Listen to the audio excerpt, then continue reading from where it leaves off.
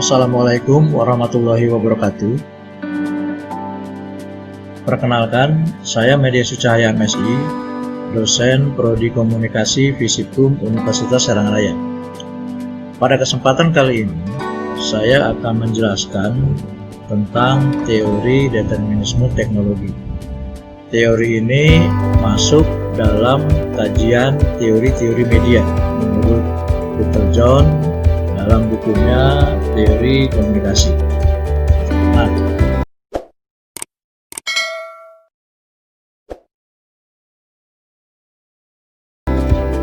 teori ini adalah disumbangkan oleh Marshall McLuhan. Beliau menjelaskan bahwa kehidupan kita selama ini adalah dipengaruhi oleh teknologi. Pria berkebangsaan Kanada ini menyimpulkan teknologi media telah menciptakan revolusi di tengah masyarakat karena masyarakat pada akhirnya sangat tergantung pada teknologi. Kemudian teknologi ini masih menurut Marshall McLuhan adalah dia mempengaruhi kehidupan manusia dan bentuk komunikasi juga dipengaruhi oleh teknologi. Teknologi membentuk setiap orang untuk menyelesaikan pikiran, perilaku, dan berbagai agenda kehidupannya, sehingga di sekeliling kehidupan manusia itu sangat didukung oleh teknologi. Bahkan saat ini kita seakan-akan merasa telanjang bila kita tidak membawa HP, atau bila kita tidak melihat sesuatu dengan teknologi, maka mau tidak mau kita seakan-akan hidup dalam dunia yang gelap. Nah, kemudian tatanan masyarakat juga terbentuk berdasarkan pada kemampuan masyarakat dalam menggunakan teknologi. Pada akhirnya, teknologi bersifat sangat menentukan dalam membentuk kehidupan manusia.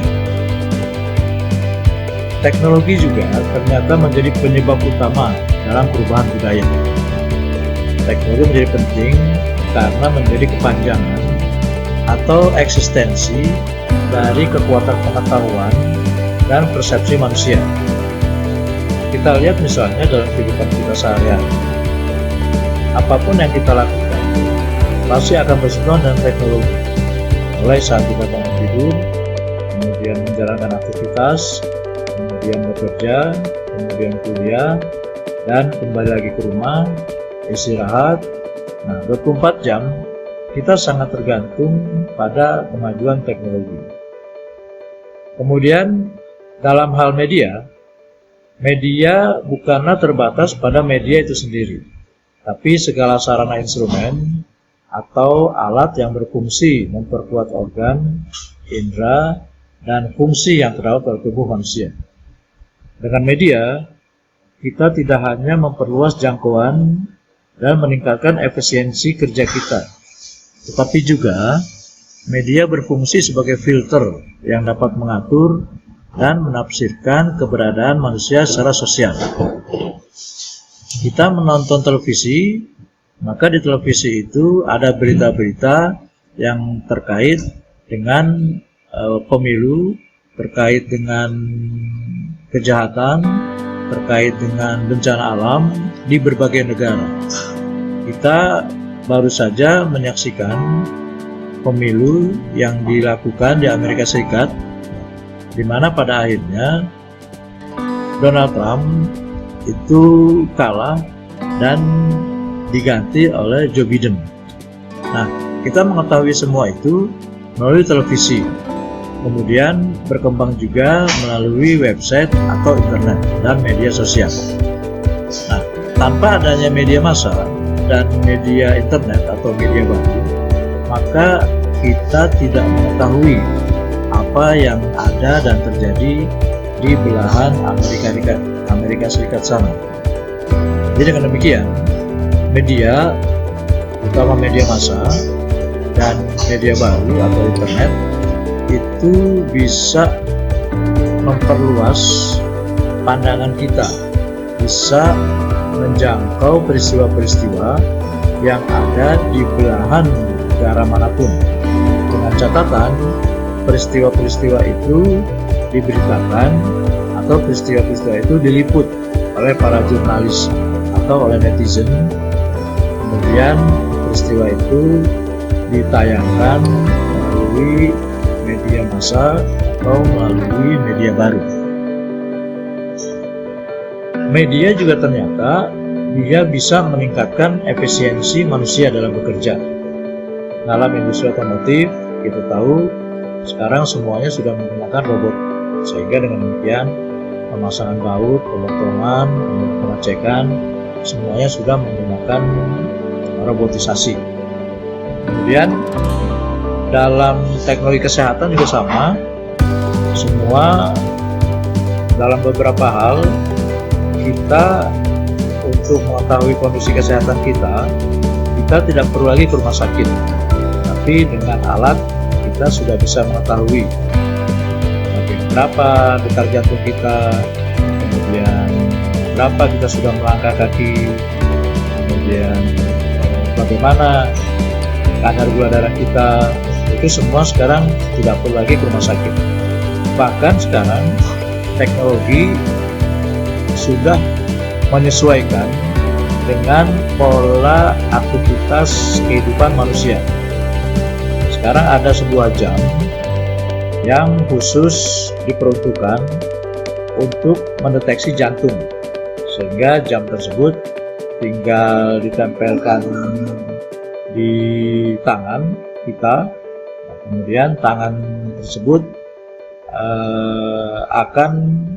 aktivitas di tangan tersebut akan direkam oleh jam, maka jam itu akan menentukan berapa detak jantung yang sudah ada dalam diri kita, kemudian itu bisa dibaca. Atau untuk para pegawai sepeda, jam tersebut juga bisa smart jam, jam pintar itu juga bisa menghitung berapa kita mengayuh, berapa kita jarak tempuh yang pernah kita dapatkan dengan mengendarai sepeda tersebut. Jadi jam yang berbasis teknologi atau apapun yang berbasis teknologi sekarang ini sudah bisa meningkatkan efisiensi kerja kita. Kita mengirim email, kita mengirim data, kemudian kita mengirim surat, itu semuanya sudah menggunakan media. Sehingga kemudian kita tidak perlu lagi membuang-buang waktu. Anda misalnya sedang membuat skripsi, mencari bahan-bahan, data-data tentang skripsi Anda, maka kita tidak perlu harus mendatangi setiap instansi. Misalnya Anda ingin mencari data kemiskinan masyarakat yang ada di Indonesia, kita tidak perlu lagi mendatangi kantor Badan Pusat Statistik ya, di Jakarta misalnya, tapi kita cukup membuka situs BPS, Badan Pusat Statistik, kemudian dalam situs itu muncullah data-data yang akan kita cari. Itulah maksudnya kenapa teknologi dia bisa meningkatkan efisiensi kita. Kemudian perkembangan teknologi dari waktu ke waktu itu dipicu dari teknologi yang lama. Jadi teknologi baru itu dapat mempercepat penemuan teknologi-teknologi berikutnya.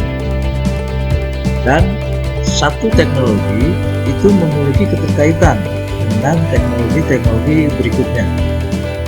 Misalnya penemuan teknologi elektronik akan mengkaitkan dengan teknologi energi.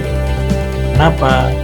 Karena saat kita menggunakan televisi, saat kita menyalakan handphone, saat kita memakai laptop, itu pasti dia membutuhkan energi, membutuhkan listrik. Dengan demikian maka para sarjana atau ilmuwan dalam bidang elektronik itu mau tidak mau dia juga harus mengkaitkan dengan penemuan-penemuan teknologi energi. Agar apa?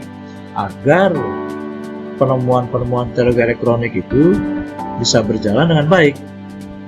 Jadi Anda bisa bayangkan sebuah handphone terbaru itu dia hanya memproduksi handphonenya saja, elektroniknya saja, tapi dia tidak mengkaitkan dengan teknologi energi. Teknologi energi adalah baterainya. Nah, maka mau tidak mau teknologi elektronik atau handphone tersebut harus memiliki energi yang cukup kuat. Dan kita ketahui sekarang sudah saatnya handphone-handphone yang mahal itu pasti daya tahan baterainya itu atau daya tahan energinya itu cukup lama. Jadi semakin lama kekuatan energinya, maka semakin tinggi harga handphone tersebut. Nah, itulah maka teknologi tersebut saling kait-mengait.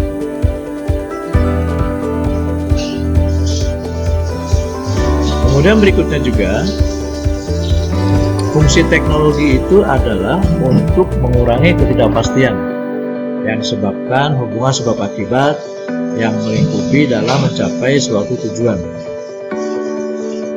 Ya, contoh sederhananya adalah kita kalau menghitung selalu menggunakan kalkulator. Kemudian kendaraan sekarang sudah menggunakan speedometer untuk mengetahui kecepatannya. Jam tangan sebagai sebuah produk teknologi itu untuk mengurangi ketidakpastian terhadap ketepatan waktu. Itulah fungsi teknologi untuk mengurangi ketidakpastian. Kemudian teknologi juga dia mengubah cara manusia melakukan berbagai kegiatan. Bagaimana kita belajar, bagaimana kita menggunakan waktu luang. Dulu sebelum ada teknologi, misalnya sebelum ada handphone, maka manusia termasuk saya waktu itu meluangkan waktu dengan menjalankan aktivitas di lapangan, misalnya bermain sepak bola, bermain dengan teman-teman, lari-lari gitu ya. Nah, tapi sekarang dengan ada handphone, maka kita menggunakan waktunya lebih banyak di depan laptop atau dengan menggunakan handphone, main game atau chatting atau apapun gitu ya. Nah, jadi inilah maksudnya bahwa teknologi mengubah cara kita bagaimana kita menggunakan waktu luang. Dan juga teknologi bukan sekedar bentuk fisik, tapi juga merupakan keseluruhan dengan sesuatu yang bersifat abstrak. Artinya abstrak adalah ada beberapa teknologi yang kehadirannya itu tidak lagi dalam bentuk fisik, tetapi dia bersifat abstrak. Abstrak itu adalah misalnya kita melakukan sesuatu yang tidak ada wujudnya. Misalnya abstrak itu kita mengirim uang melalui ATM. Pada prinsipnya itu adalah abstrak karena kita tidak memegang uang yang kita kirim. Maka karena berbagai perkembangan teknologi tersebut, Marshall McLuhan menyebutkan terjadilah sebuah desa global atau dia menyebutnya global village. Nah, desa global ini adalah suatu wilayah di seluruh dunia, tapi masing-masing orang, masing-masing warganya bisa saling berkomunikasi, bisa saling menyapa, bisa saling berinteraksi. Sebelum ada teknologi, manusia berinteraksi itu hanya sebatas tatap muka, hanya sebatas wilayah di perkampungan atau di pedesaan. Nah, untuk lebih lanjut, bagaimana konsep global village nanti akan saya sampaikan pada materi berikutnya, masih terkait dengan mata kuliah menjelaskan teori determinisme teknologi. Terima kasih. Assalamualaikum warahmatullahi wabarakatuh. Dituliskan oleh Marshall McLuhan, pria berkebangsaan Kanada. Beliau menyebutkan bahwa teknologi diciptakan untuk membantu tugas manusia, atau teknologi dibuat untuk meringankan tugas manusia, dan pada akhirnya teknologi itu mempengaruhi kehidupan manusia. Kesimpulan beliau adalah pada akhirnya teknologi media menciptakan revolusi di tengah masyarakat, karena masyarakat pada akhirnya sangat tergantung pada teknologi, dan teknologi itu diciptakan oleh manusia itu sendiri. Nah, salah satu teori dari McLuhan ini menyebutkan bahwa dengan kemajuan teknologi maka terjadilah global village atau desa global, di mana dalam desa global ini manusia bisa saling terhubung, bisa saling berkomunikasi di seluruh dunia dimanapun dia berada, selama keberadaannya itu dijangkau oleh alat-alat teknologi komunikasi. Nah, dalam konteks media, McLuhan juga menyebutkan bahwa media massa adalah kepanjangan dari indrawi manusia. Jadi manusia ini, kita ini bisa melihat dunia itu karena adanya media massa. Peristiwa banjir di berbagai negara, pemilu di Amerika Serikat, corona di Spanyol, itu bisa kita ketahui dari pemberitaan dan informasi di media massa gitu. Nah, kemudian satu hal juga yang menarik dari tesisnya McLuhan adalah medium is the message. Artinya media itu adalah pesan itu sendiri. Nah, McLuhan menyebutkan bahwa isi media atau isi pesan itu sebenarnya tidak jauh lebih penting dibanding medianya itu sendiri. Jadi laptop, kemudian handphone, kemudian televisi, itu adalah lebih penting dibanding isi yang disampaikan oleh media itu sendiri. Karena apa? Karena media itu sendiri bisa menjalankan beragam fungsi, bisa menjalankan beragam aktivitas selain menyampaikan informasi. Kemudian teknologi juga memperluas jangkauan kita, ya oke, itu sudah kita ketahui bersama. Kemudian teknologi juga bisa memperbesar kecepatan, muatan, dan kualitas komunikasi manusia, baik dalam mengirim maupun menerima pesan. Sebelum teknologi berkembang atau era internet ada, itu film-film yang diimpor dari Amerika ke Indonesia untuk diputarkan di bioskop-bioskop Indonesia, itu dari Amerika, film-film Hollywood itu dikirim dalam bentuk film seluloid. Film seluloid itu dikirim melalui pesawat, ya, dibawa ke kita. Nah, butuh waktu beberapa jam, bahkan beberapa hari, ya. Kemudian film seluloid itu didistribusikan ke Indonesia, kemudian diputarlah di berbagai bioskop. Nah, kini dengan adanya media internet, film tersebut tidak dikirim dalam bentuk seluloid, tapi dikirim dalam bentuk digital dari Hollywood di Amerika, dikirimlah ke Indonesia. Kemudian oleh distributor, film-film tersebut langsung di-setel di bioskop. Artinya itulah memperbesar kecepatan, ya. Kualitas filmnya juga tetap sama, ya, tidak berkurang, ya, dengan pengiriman digital tersebut, ya.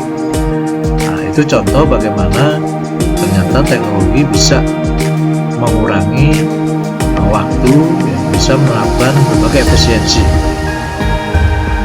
Kemudian dari segi informasi, teknologi juga dapat meningkatkan kemampuan manusia dalam menggagas, menciptakan, merumuskan, mencatat, mengolah, menganalisis, dan menyebar informasi. Nah, dengan adanya teknologi, maka manusia, kita langsung memanfaatkan teknologi ini untuk membuat berbagai hal, membuat animasi, kemudian membuat film, kemudian membuat produk-produk kesehatan. Ini karena adanya teknologi gitu ya.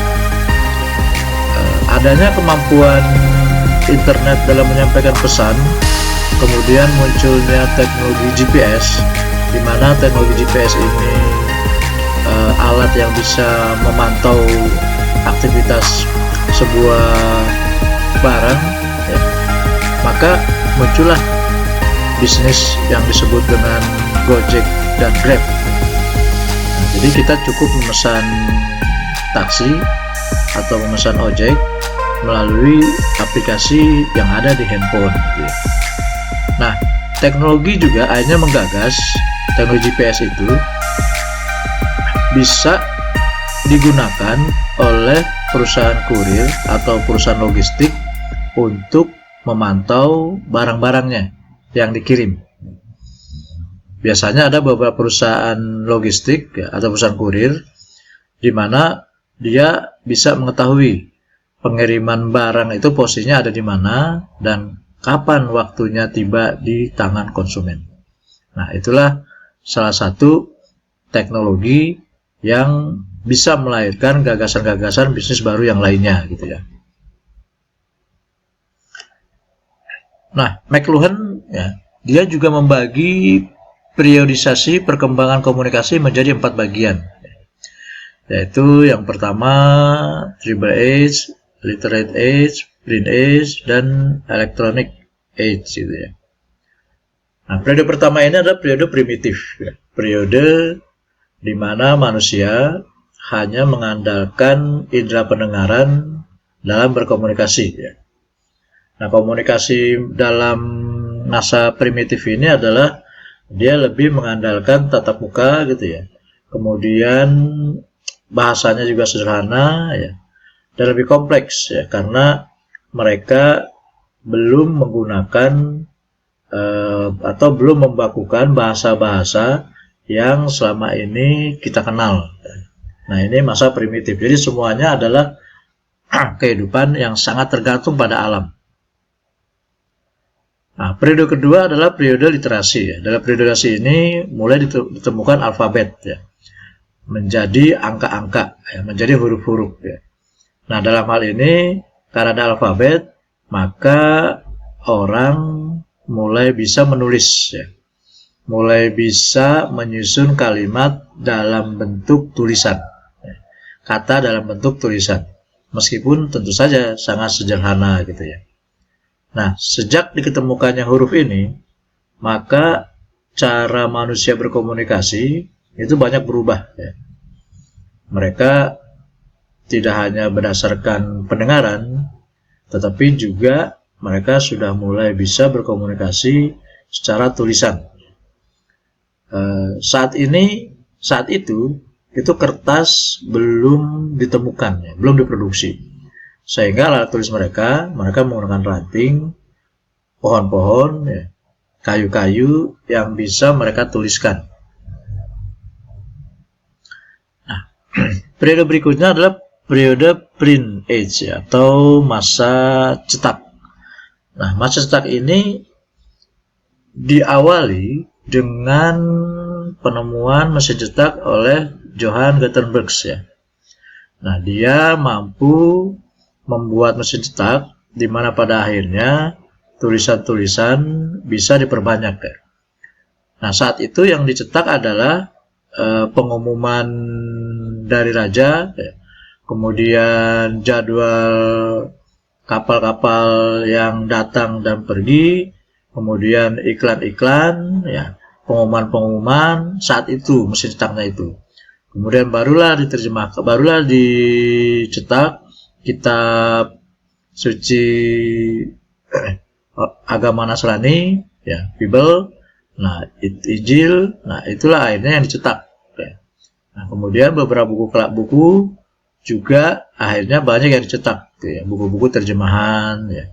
Nah, dengan demikian maka produksi buku bisa menjadi massal.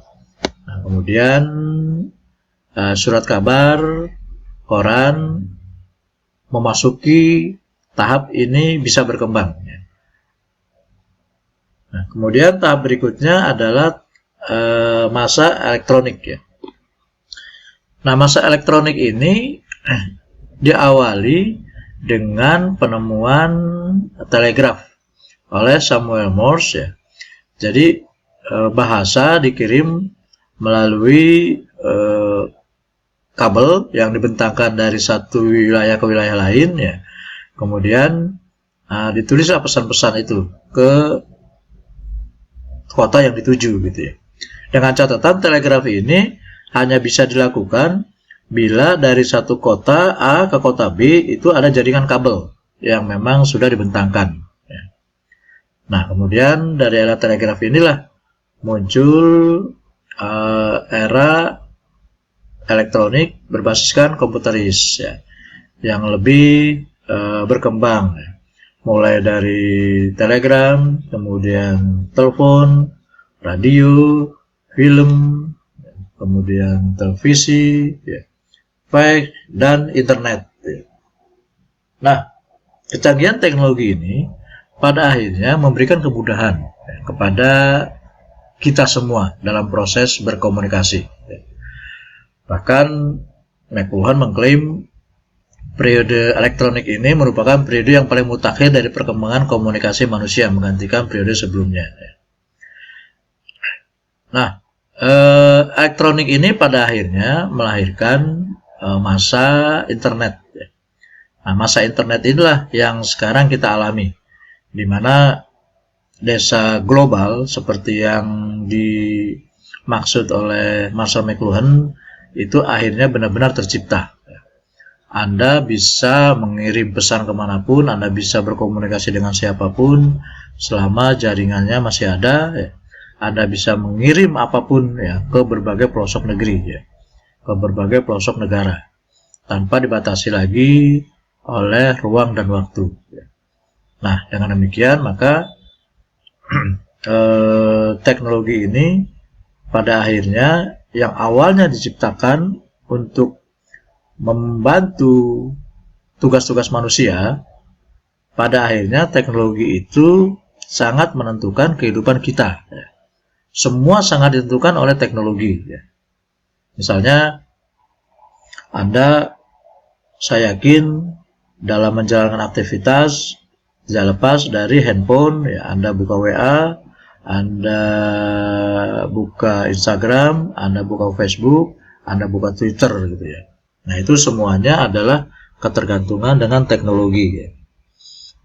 Bahkan industri-industri besar itu juga semuanya berkembang karena adanya teknologi. Ya. Maskapai penerbangan, industri kesehatan, ya, industri transportasi, ya. Semuanya karena teknologi, khususnya teknologi internet. Nah, kemudian teknologi ini pada akhirnya mengubah bisnisnya itu sendiri. Ya. Misalnya pada masa lalu cukup produsen itu memproduksi mesin fotokopi. Kemudian berikutnya mesin fotokopi dilengkapi dengan mesin fax, mesin fotokopi dilengkapi juga dengan internet. Ya. Dan begitu seterusnya gitu ya. Maka pada akhirnya terjadilah konvergensi semua dalam satu tangan ya. Handphone, ada kamera, ada kalkulator ya, ada edit ya, dan segala macam. Nah, itulah gambaran tentang desa global yang dicetuskan oleh Marshall McLuhan. Terima kasih.